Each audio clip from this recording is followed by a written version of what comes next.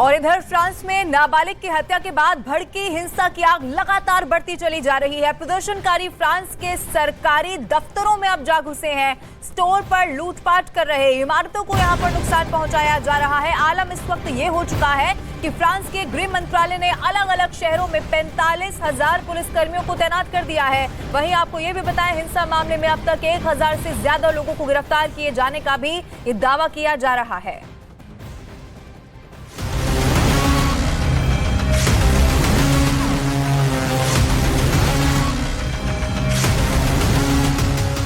France में भड़की आग,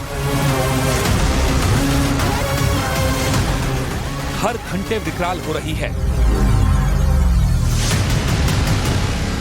प्रदर्शनकारी सड़कों पर हैं, विद्रोह जारी है और 17 बरस के लड़के की हत्या के बाद से फ्रांस सुलग रहा है। प्रदर्शनकारियों ने शुक्रवार देर रात तक फ्रांस की सड़कों पर जमकर उत्पात मचाया। 13 बसों को आग के हवाले कर दिया, दुकानों को तोड़ दिया, स्टोर में लूटपाट मचा दी और न जाने कितनी सरकारी संपत्ति को खाक में मिला दिया। ये तस्वीर फ्रांस के मार्सिले की है। वहां विद्रोह की चौथी रात भी आसमान धुएं के गुबार से ढका रहा और आग की लपटों से पूरा इलाका तपता रहा। जगह जगह प्रदर्शनकारियों ने आगजनी कर अपना गुस्सा जाहिर किया। फ्रांस के राष्ट्रपति इमैनुअल मैक्रों ने इस प्रदर्शन की कड़ी निंदा की है और प्रदर्शनकारियों से कानून हाथ में नहीं लेने की चेतावनी दी।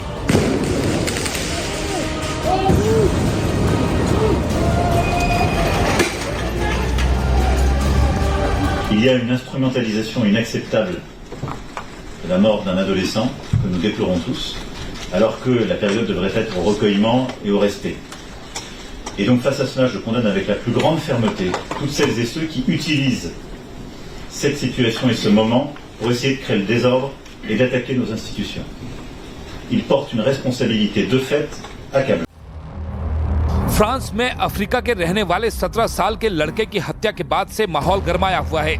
पुलिसकर्मी पर लड़के की हत्या का आरोप है, जिसके खिलाफ प्रदर्शनकारी सड़कों पर हैं।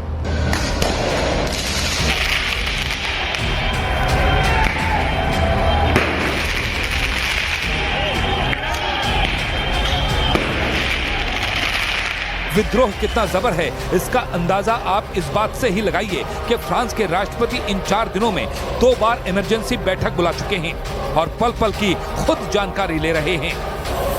Vivent dans la rue les jeux vidéo qui les ont intoxiqués.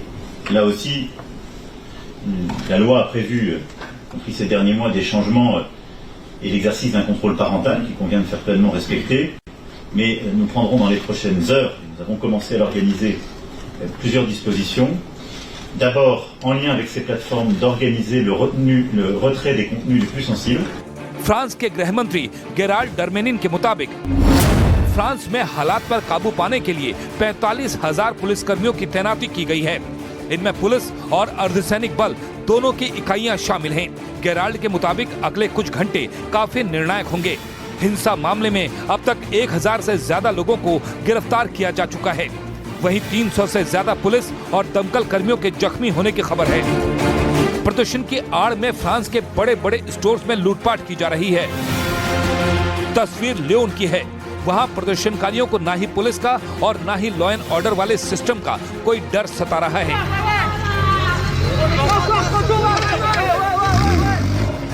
और सबसे ज्यादा चौंकाने वाला दावा यह है कि फ्रांस की सड़कों पर 14 से 18 साल के युवा इन वारदातों को लीड कर रहे हैं।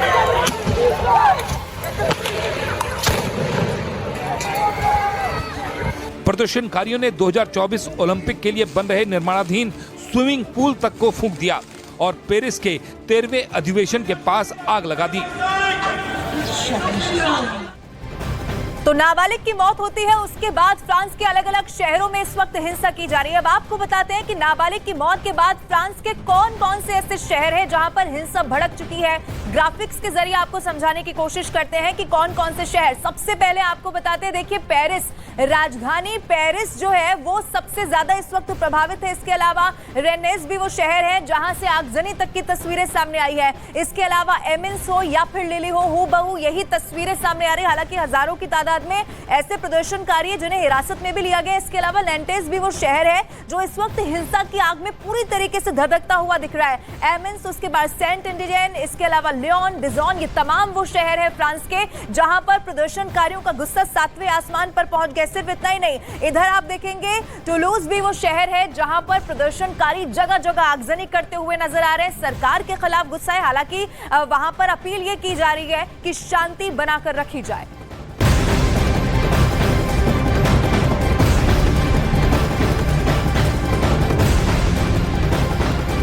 तो फ्रांस में चौथे दिन भी हिंसा लगातार जारी है। नाबालिग की गोली लगने से मौत होने के बाद पूरे फ्रांस में दंगा भड़क उठा है और इस दौरान बीती रात एक प्रदर्शनकारी की मौत भी हो गई। पेरिस में कई इलाकों में हिंसा हो रही है, जबकि कई शहरों में प्रदर्शनकारियों ने आगजनी भी की है। पुलिस ने प्रदर्शनकारियों पर कई दुकानों में लूटपाट करने का भी आरोप लगाया है। ये इस वक्त की बड़ी खबर हम आपको बता रहे हैं।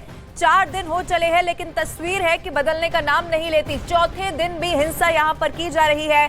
एक प्रदर्शनकारी की भी मौत हुई है। ये बड़ी खबर इस वक्त मिल रही है। पेरिस में, राजधानी पेरिस में सबसे ज्यादा गुस्सा देखने को मिला है, सबसे ज्यादा नुकसान वहीं पर हुआ है। सिर्फ पेरिस नहीं, कई और भी शहर हमने आपको बताए जहां पर प्रदर्शनकारी इस वक्त सड़कों पर उतर चुके हैं। कहीं पर आगजनी की जा रही है तो कहीं पर मारपीट की भी तस्वीरें हमने देखी है। अब देखिए, एक प्रदर्शनकारी की इसमें मौत भी हुई है क्योंकि वहां से हिंसक प्रदर्शन की जो तस्वीरें सामने आ रही हैं वो डरा देने वाली है। तस्वीर भी आप देखिए, लगातार हम आपको आपके टीवी स्क्रीन पर भी दिखा रहे हैं। आप देखेंगे इस तस्वीर में आपको नजर आएगा बड़ी तादाद में जो प्रदर्शनकारी हैं वो सड़कों पर उतर चुके हैं और ये 1 दिन, 2 दिन, तीसरा, आज चौथा दिन हो चला है और फ्रांस में हालात बद से बदतर अब होते चले जा रहे हैं। बार बार एक हाई लेवल मीटिंग भी बुलाई जाती है, स्थिति को कंट्रोल में कैसे किया जाए इसको लेकर रणनीति बनाई जाती है, लेकिन ये स्थिति बहुत ज्यादा खराब होती चली जा रही है। तो देखिए, फ्रांस में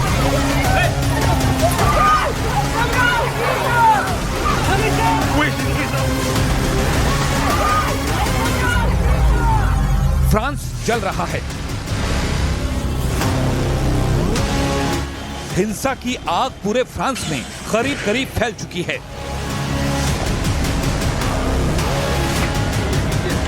पुलिस के विरोध में प्रदर्शनकारी सड़कों पर उतरे हैं।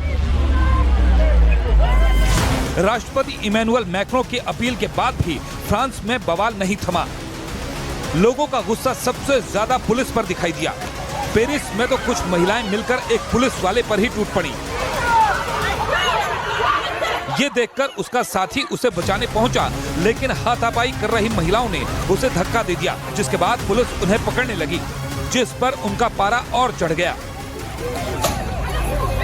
गुस्से में तमतमाई उन महिलाओं को वहां से खदेड़ने के लिए पुलिस ने आंसू गैस के गोले दाग दिए, लेकिन इस पर भी वो शांत नहीं हुई। तभी उनका साथ देने कई और प्रदर्शनकारी वहां पहुंच गए और फिर उन लोगों ने पुलिस पर पत्थरबाजी शुरू कर दी।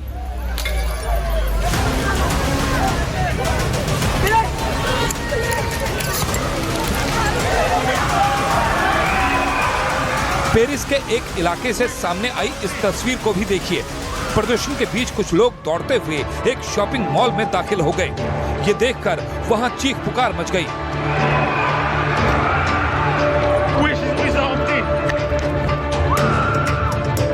इसके बाद तो उस शॉपिंग मॉल की तस्वीर ही बदल गई। चारों तरफ चीजें बिखरी नजर आई, जिसे जो मिला वो वहां से लूट कर जा चुका था। लेकिन सबसे चौंकाने वाली तस्वीर पेरिस के एक दूसरे इलाके से सामने आई। वहां कुछ लोग पुलिस की गाड़ियों से हथियार लूटते दिखाई दिए। इसके बाद जब उन लोगों ने पुलिस वालों को देखा तो वो दौड़कर वहां से भाग गए। इसी तरह पेरिस के कुछ बैंकों को भी निशाना बनाया गया। इसके साथ ही कई दुकानों में तोड़फोड़ भी की गई। इतना ही नहीं, प्रदर्शनकारियों ने पेरिस के कई इलाकों में सड़कों को जैम करने की भी कोशिश की। पुलिस की कड़ी सुरक्षा के बावजूद सैकड़ों प्रदर्शनकारियों ने सड़कों पर जमकर उत्पात मचाया।